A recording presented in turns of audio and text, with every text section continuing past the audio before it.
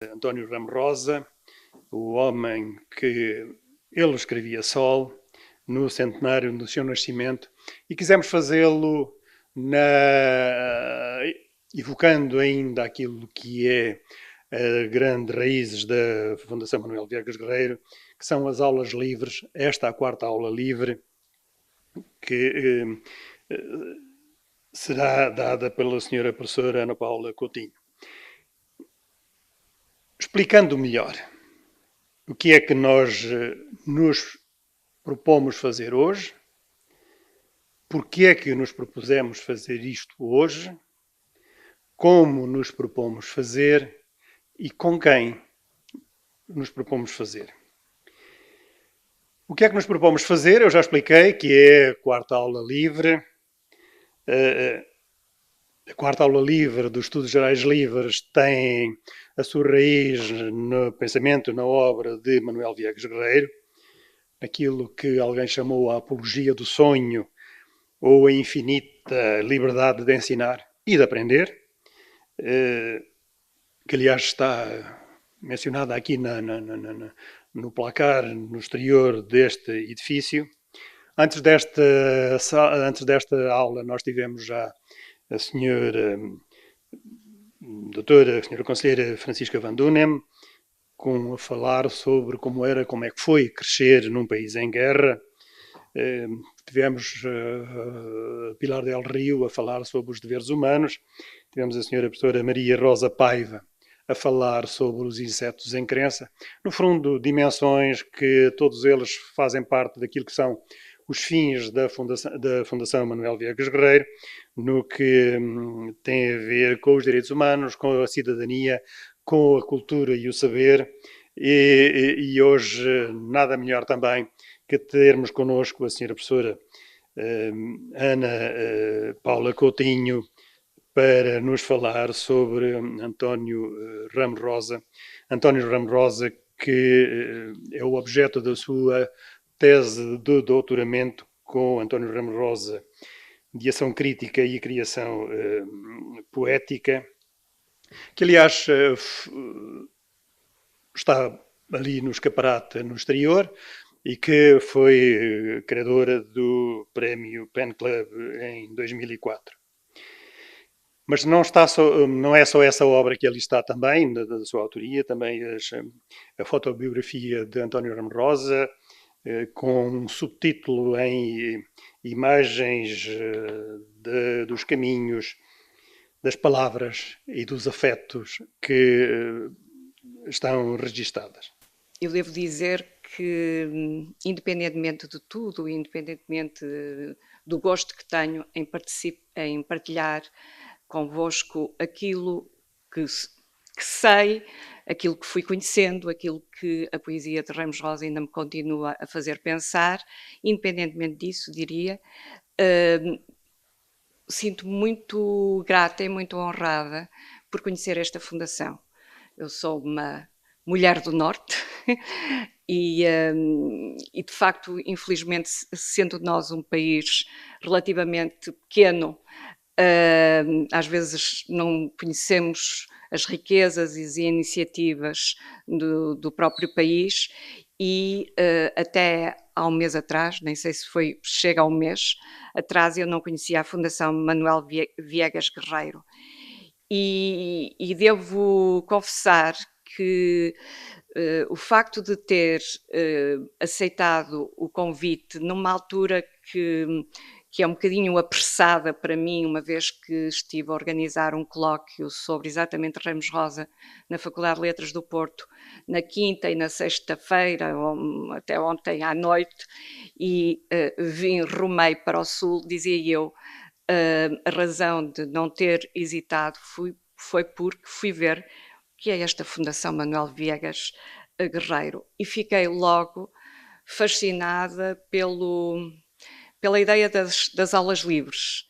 Fiquei logo tocada por ser uma fundação que perpetua o trabalho de um colega, de um professor da Universidade de Lisboa, e por ver no que pude perceber na internet, que era uma fundação que procurava exatamente dinamizar aquilo que mais nos dignifica como seres humanos, que é a cultura, que é aquilo em que nós pensamos, aquilo que conseguimos exprimir, aquilo que conseguimos criar. E, portanto, não tinha senão razões para vir e para aceitar este desafio de vir quase de direta para aqui. Faro, sim, Faro, porque é a cidade em que Ramos Rosa nasceu, onde Ramos Rosa nasceu em 1924. Digamos, o meio em que nasceu, as circunstâncias históricas difíceis em que viveu, desde logo a Segunda Guerra Mundial, desde logo um Estado ditatorial, desde logo uma família de fracos recursos, tudo aquilo que à partida poderia ditar-lhe um outro percurso, ou, dito de outra forma, que poderia ter impedido que Ramos Rosa estivesse em contacto muito profundo com a Europa da cultura, a Europa da literatura, e depois a um outro nível, ou sempre numa perspectiva mais abrangente, com uma ideia de universo. Ramos Rosa ele que não chega sequer a complementar, chega ao 7º ano liceal, mas não chega a completar depois o curso dos liceus por razões de saúde. Ramos Rosa formou-se neste hábito, nesta cultura que de forma muito natural, convivia com as referências de França, que chegavam de França. E com novidades de leituras, de livros que chegavam de França, até, e quem, não sei se estará aqui alguém que ainda tenha frequentado essa livraria, mas que era uma livraria, que era uma referência em Faro, ao que parece, que era a Livraria Silva, que recebia as novidades, revistas, livros, e que Ramos Rosa, nos anos 40 e 50, ia ser um dos grandes frequentadores e também um grande cliente na medida das suas possibilidades. As outras duas capas, uma é uma capa que diz muito, é a capa de uma revista que é muito importante no contexto da poesia contemporânea portuguesa. Esta revista que durou pouco tempo, como de resto era comum. As revistas muitas vezes tinham uma existência muito fugaz porque depois falhavam as possibilidades do seu financiamento, que eram financiamentos próprios, não havia subsídios disto ou daquilo, eram os próprios que financiavam com algumas economias de algum familiar, que financiavam a edição da própria revista, e portanto, ou por razões políticas, as revistas acabavam por ser muitas delas bastante efêmeras. Árvore foi um caso desses. Começou a publicar-se no outono de 1951 e só resistiu até 1953. O 4º número já foi um número clandestino, conta-se que por uma razão muito concreta, porque havia uma homenagem que era feita nesse último número à memória de Paul Éluard, um poeta surrealista francês, que esteve também ligado ao Partido Comunista Francês. E para o regime, cá, o nome suscitava reservas, razão pela qual esse 4º número acabaria por ser retirado e, portanto, ter já uma circulação clandestina. Mas essa revista vai ser muito importante no contexto português, porque vai procurar fugir a uma certa tendência para uma bipolarização do panorama literário português. Por um lado, a tendência neorrealista, muito marcada por uma ideologia marxista, aliás, chamava-se neorrealismo porque não se podia chamar realismo socialista na arte ou na literatura. Portanto, uma poesia e uma literatura empenhada na denúncia da situação da sociedade, em retratar determinados setores, os mais desprotegidos da sociedade, e uma literatura, uma poesia mais aberta às novas tendências artísticas desde os inícios do século XX, tendências mais vanguardistas, a começar pelo surrealismo, e, portanto, uma poesia mais libertária, mais imaginativa também. Os poetas e poetas de várias proveniências que vão reunir-se em torno da árvore são poetas que procuram fugir a essa bipolarização e congregar os dois objetivos sem ficarem colados a cada um deles. E Ramos Rosa vai ser o ideólogo desta revista. A ele se devem, embora logo no início não surgisse como assinado, mas a ele se deve o editorial do primeiro número, e a ele se deverá também um texto que eu vou depois passar uma passagem vou fazer ver uma passagem do último número, de um texto também em prosa, para exatamente apontar para as linhas de leitura de que vos queria falar hoje, a partir da obra de Ramos Rosa.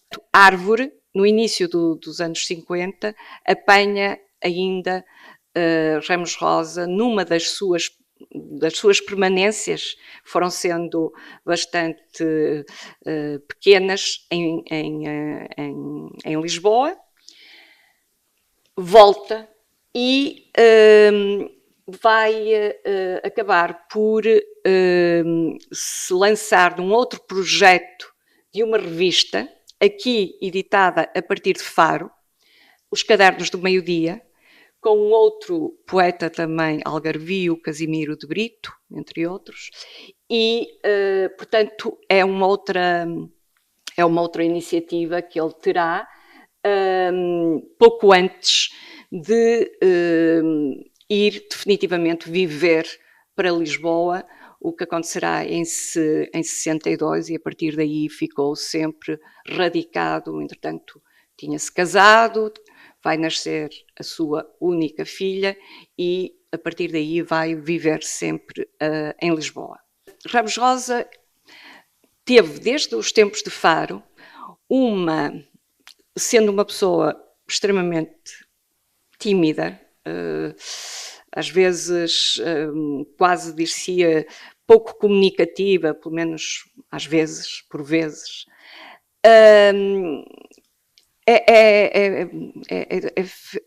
é muito interpelador, é até comovente pensar como é que ele conseguiu, isto nos anos 40, 50, 60 e diante, mas, enfim, sobretudo nessas primeiras décadas, como é que ele conseguiu criar uma rede de conhecimentos com outros poetas e com outros poetas e ensaístas sobre poesia, que eram essencialmente as áreas que lhe interessavam, estrangeiros também, não só, neste caso, não só franceses, mas espanhóis, brasileiros, e, portanto, era alguém que, desde o início, vai viver sempre nesse diálogo com outros poetas,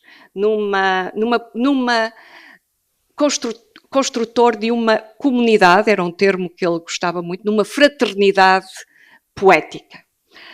procuramos sinceramente um núcleo, uma generosa assembleia de poetas irmanados pela genuína fé nos destinos da poesia.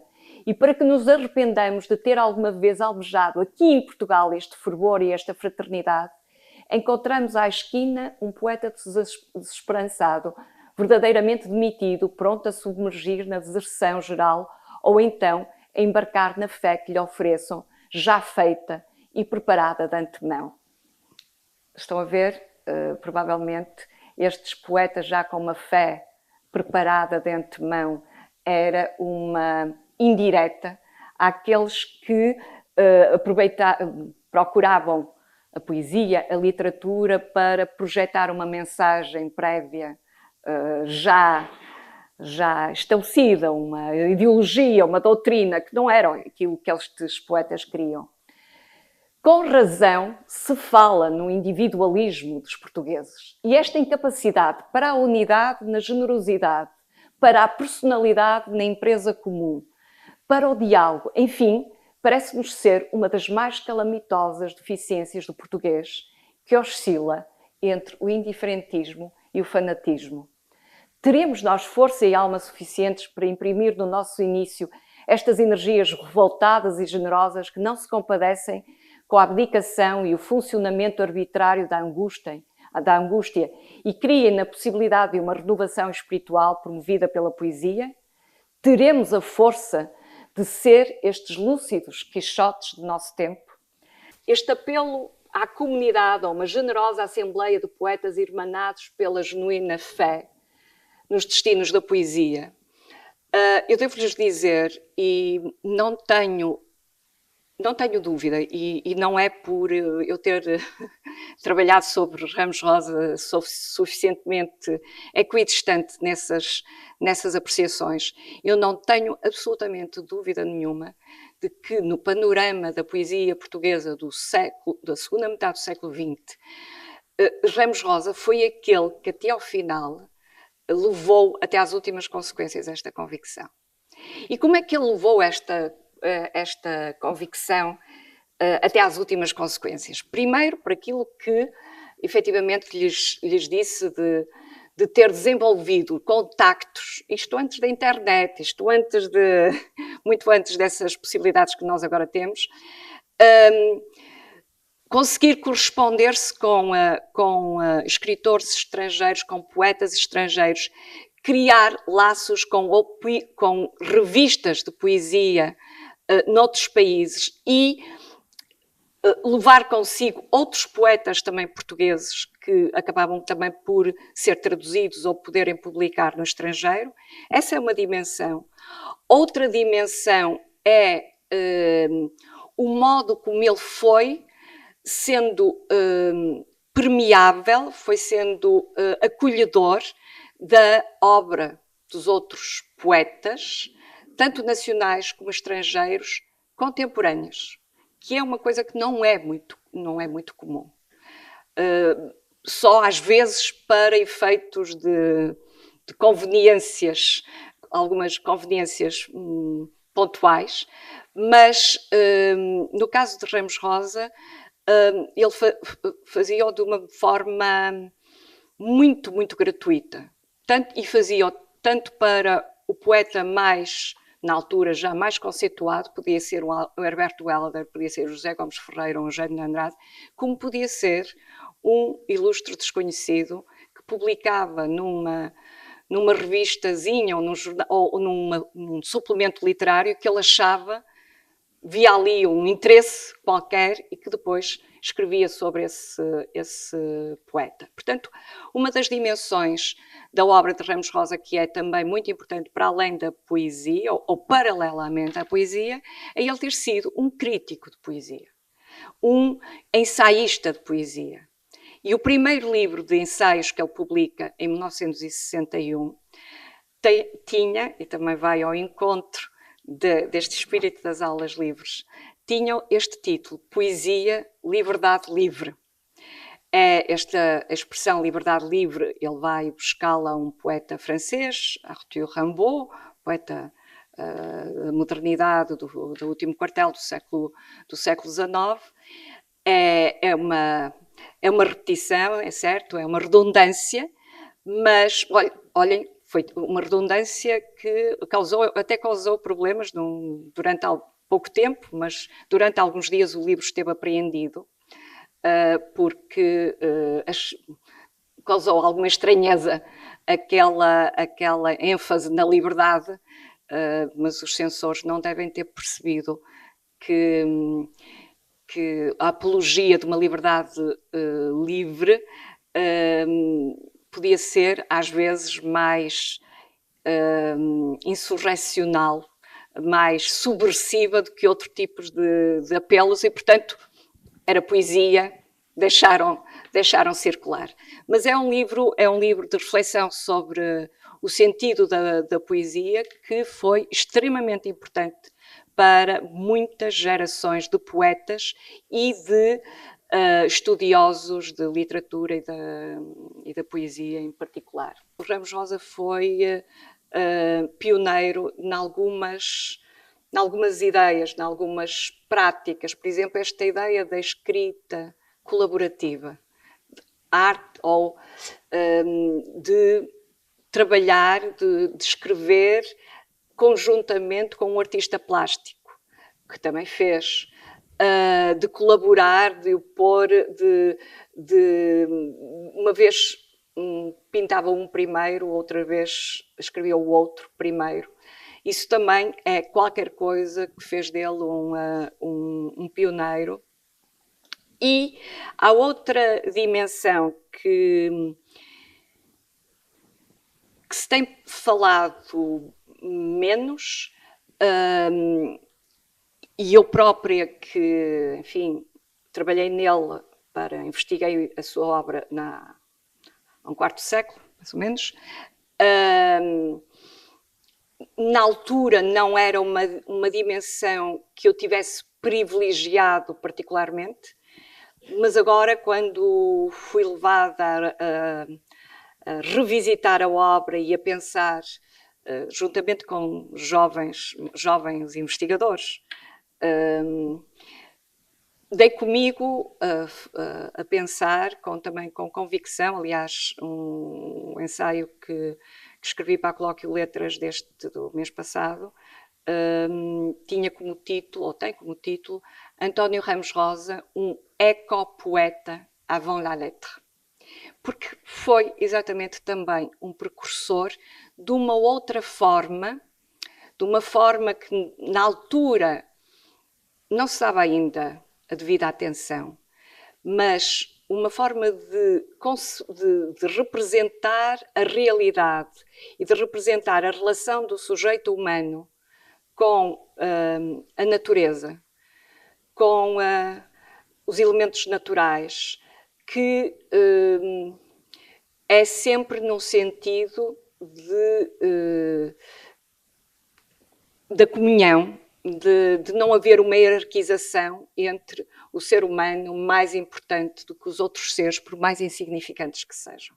Achei curioso, o Dr. João Miguel realmente não deu uma informação e eu processei, mas não comentei nada. Ao que parece, a outra aula, a aula anterior, foi de alguém que veio falar de insetos. Pois, Ramos Rosa tem um livro que se chama Lâmpada com alguns insetos. E é dos poetas portugueses, contemporâneos, que não fiz o rastreio todo, mas quase punha as minhas mãos no fogo, dos poetas contemporâneos portugueses que mais tem representado a figura dos formigas, dos insetos, vários insetos, abelhas, na sua poesia. E isso é representativo do grau de atenção a todas as dimensões do mundo, das mais ínfimas às mais abrangentes, às mais cósmicas. E, portanto, essa é uma outra forma de fazer comunhão, de fazer aliança entre o mais ínfimo e o mais vasto. A poesia de Ramos Rosa não é uma poesia fácil, não é uma poesia com poemas mais fáceis, outros menos fáceis, mas é uma poesia pensante, é uma poesia que nos obriga a pensar, mas também a sentir, é também muito sensorial, dá muito realce também a todos os sentidos, e é sobretudo uma poesia que nos leva a ver com outros olhos o mundo.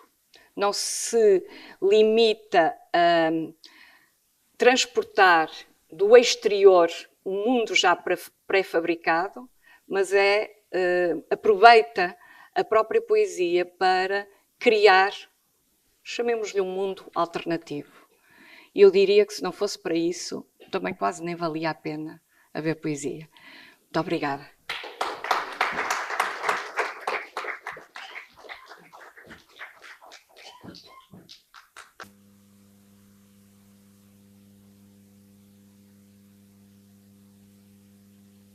Sim, sim, tio. José Carlos Vasconcelos. Foi bem. Eu enviei 2 livros para ele.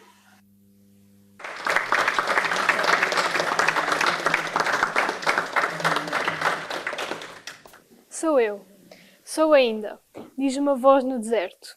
Sou eu que vos conheço. Eu que fui folha e agora sou aragem. Uma palavra sou, entre cinzas e cinzas, e através da noite queria brilhar para vós. Pedras, sombras, árvores. Palavras, consciência negra do sol. Consciência da contínua explosão. Consciência do infinitamente frágil e mortal. Consciência de consciência efêmera. Sabor fúnebre da iminência. Vácuo na cabeça e na mão que escreve. Lenta, consciente. Estas palavras que não são do desejo nem de combate, nem são ainda do completo abandono do desencontro mortal. Podem dizer-me que estas pedras não são pedras, que acumulo sombras e que não respiro as árvores, que ignoro tudo e escrevo nada. Muito obrigada. Portanto, celebramos os 100 anos, mas também neste livro celebramos aquilo que é as novas perspectivas, estudos que não estão tão amplamente difundidos pelo meio académico e também pela linha dos amantes da literatura. Neste livro eu procurei, junto da família, porque eu creio que António Ramos Rosa, além de uma figura proeminente, tem este vínculo familiar que é muito importante respeitar, mostrar ao mundo material também inédito. Temos um pouco de tudo, desde aquilo que é a natureza simples de António Ramos Rosa em diálogos, portanto, palestras que foram proferidas, vejam bem, no Luxemburgo, até novos estudos facultados através do CITSEM e do FCT. Temos um bocadinho de tudo, perspectivas um pouco mais antigas, perspectivas novas. Temos as ecopoéticas, este novo tema em debate. Também temos uma tese, uma parte de uma tese, uma pequena manta de retalhos que põe António Ramos Rosa em diálogo com, por exemplo, um poeta espanhol. E teremos espaço para ter António Ramos Rosa com a dialética espanhola. Com certeza têm que ver o ensaio de Luís Filipe Pereira. Ora, também temos, por exemplo, a professora Fátima Marinho, ela que fez uma belíssima dissertação sobre António Ramos Rosa e Inês de Castro. Esta Inês que tanto é uma saudosa figura, mas também sublime do público português. Bem, não me quero alongar muito porque sei que a leitura é sempre mais aprazível do que terem o próprio organizador a falar. E eu fiz uma parte do trabalho, mas agora o resto está diante de vossos olhos e das vossas próprias interpretações. Sim, eu facultei aquilo que é um trabalho para os vossos olhos. O livro é vosso. E temos aqui as notas do nosso António Ramos Rosa no seu segundo ano. Português 15, na altura é uma grande nota. Francês, lá está o problema de francês, doutora, 15. Ciências, 12. Matemática, como os ovos à dúzia é mais barato, ele também teve 12. E depois temos desenho, 16. Portanto, temos aqui as tendências português, francês, desenho do menino António. E no quinto ano, ele tem umas notas espetaculares. Daqui eu vejo mal, mas são 13, 14, 15 e tem 2 10 lá para baixo para o desenho. Mas atenção a uma situação. É neste 5º ano que ele vai passar de ano com 17 valores. É impressionante. E agora olhemos então para o 6º ano. Foi-lhe anulada a matrícula a seu requerimento em 31 de outubro de 1941.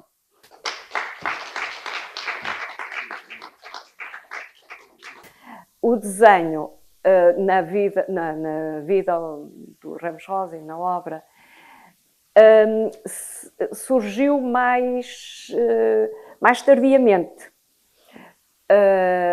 E embora, por exemplo, a filha que esteve agora nestes 2 dias lá na Universidade no Porto tenha dito que, de facto, ela gostava de desenhar traços assim muito à Matisse, muito ou a Miró, muito, não, mais uma vez também não muito figurativos, muito os rostos humanos que às vezes não se sabia se eram homem ou mulher ou bichos também.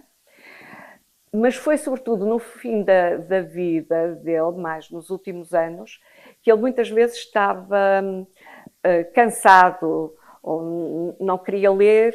Dia em que não houvesse um poema era um dia mau, mas às vezes ao final da vida não escrevia um poema, e então aquilo que gostava era de trabalhar a mão com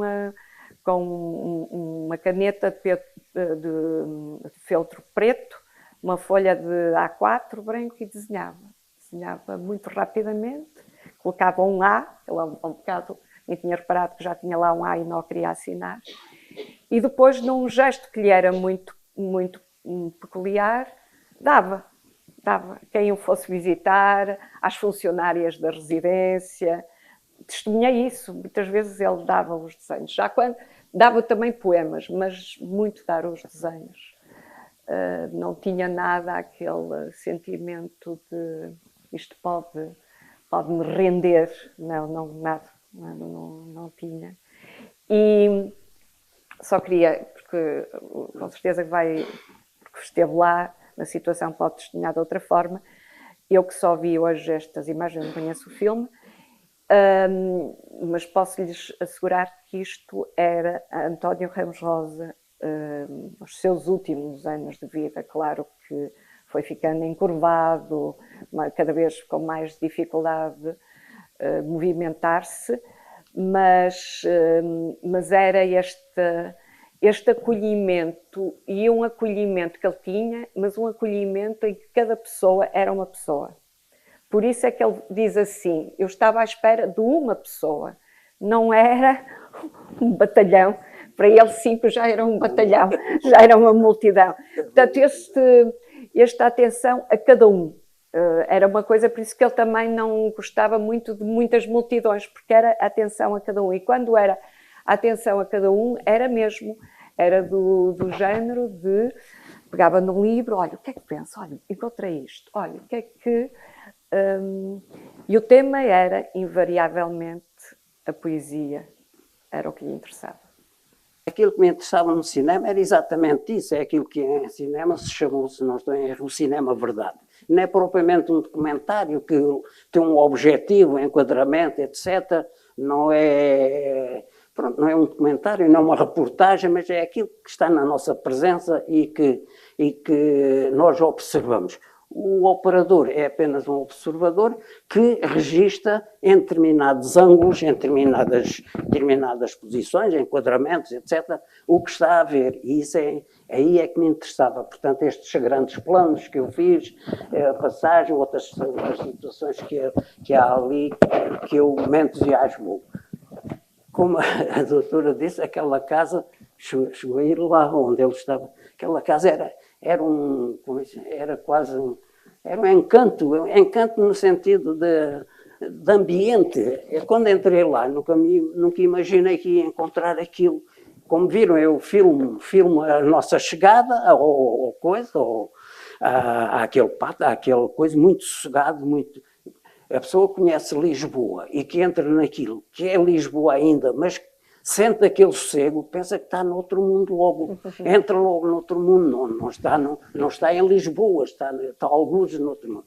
E depois quando entramos dentro de casa, uns corredores um bocado escuros, depois estava uma sala lá à direita com um escritor ou não sei quem, depois disseram o nome e entramos por uma portinha e deparo com aquele ambiente fantástico que eu fiquei dizer assim, em suspenso, porque a luz que vinha dessa tal janela, essa luz que iluminava todo o ambiente, era quase, era mágico, aquilo dava uma sensação de magia. A câmara é que não presta, não presta para registrar isso. Mas aquilo, eu fiquei em suspensão com o ambiente. E tentei captar as imagens que me foi possível. Sobretudo, a atenção sobre o Ramos Rosa, os grandes planos, o que ele dizia, os movimentos, aquelas cenas assim. Resumindo, a ideia que eu tenho dele, daquele pequeno convívio, é que ele era uma pessoa que vivia dentro dos livros e para os livros. Era isso, era o que ele apresentava ali, e para mim era uma pessoa que não podia viver sem aquilo, e para ele era como se fosse o pão de todos os dias, o pequeno almoço, o jantar, o lanche, tudo aquilo era para ele, toda essa era uma vida completa, foi uma vida completamente dedicada aos livros, é a imagem que eu tenho. Duas imagens que me são muito... Tenho muitas, mas assim duas. Houve um período que o Ramos Rosa ligava muito frequentemente. Ligava por telefone. Ele precisava todos os dias de ligar a alguém e de falar, mas não era falar sobre o tempo, nem falar... Lia um bocado de um poema ou dizia assim, olha, conhece aquela obra, não sei quantos, e falava um bocado. E depois calava-se. E eu lembro-me de a dificuldade que nós temos em lidar com o silêncio. Mas ele obrigava-nos a nós termos que saber lidar com o silêncio. Quando é face a face e a pessoa já está um bocadinho mais habituada, cala-se também e deixa o tempo passar. Pronto, não é preciso estar sempre a falar. Eu estava a pensar daqueles deles falam, estavam ali, não é? Mas no telefone, isso para mim era complicado, porque de repente ele falava e de repente calava-se e eu ficava pendurada e eu dizia, agora o que é que vou dizer? E era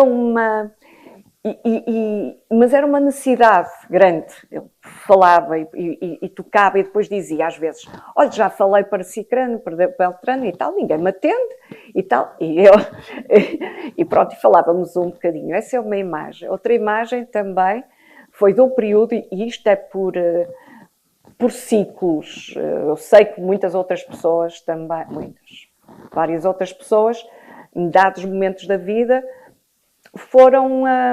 ele escrevia-lhes mais a elas, ou escrevia-lhes mais especificamente a cada uma dessas pessoas. E houve um dia, que é quase um ano, não sei porquê, não é? E eu quase de 3 em 3 dias tinha uma carta do Ramos Rosa.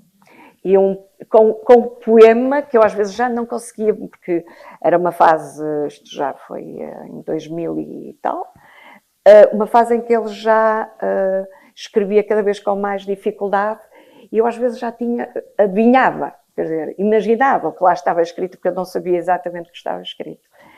E então ele escrevia e, claro, infelizmente nós temos outros ritmos, nós não temos os ritmos da pessoa que se habituou a viver ao ritmo dos correios. E então ligava, não recebeu a minha carta, eu disse, mas eu não tive tempo ainda de mudar, até porque muitas vezes não era para resposta, era assim a necessidade de comunicar, só isso, mas de forma muito gratuita. E então isto leva-me àquilo que é mais, que eu acho que guardo como a impressão mais forte, a pessoa, a obra. A pessoa era genuinamente generosa e genuinamente crente na poesia, que é algo que, mesmo quem trabalha com a literatura, com o meu trabalho, é muito difícil de encontrar, porque as pessoas constroem a sua obra, constroem a sua imagem, agora cada vez mais têm o seu... E ali não, ali era um todo. Dava generosamente, foi talvez dos últimos escritores sem carreira. Cada vez mais nós temos escritores com carreira, com interesses, Ele não era isso. É de uma generosidade pouco, quer dizer, incomum, e que só me faz pensar numa tirada que um outro poeta, que não era do Porto, era de Sabugal, mas viveu muitos anos profissionalmente, o Manuel António Pina, que era jornalista e poeta, uma vez deu uma entrevista a um jornal e que disse há muitos poetas, há muitos poetas, nós temos muitos poetas, faltam-nos homens bons. E eu acho que tive a sorte de conhecer a junção das duas coisas. É isso.